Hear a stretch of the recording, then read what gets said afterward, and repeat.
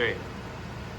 So the cool thing with Reactiv is its integrated camera and device feed capability. Now in this surgical theater, we've got multiple cameras hooked up through a stryker system. So here we have the operator coming in from different angles.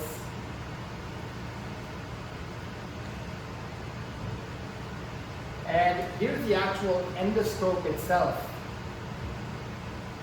So you can actually see the surgery being performed and at the same time see the live feed coming in right through the endoscope.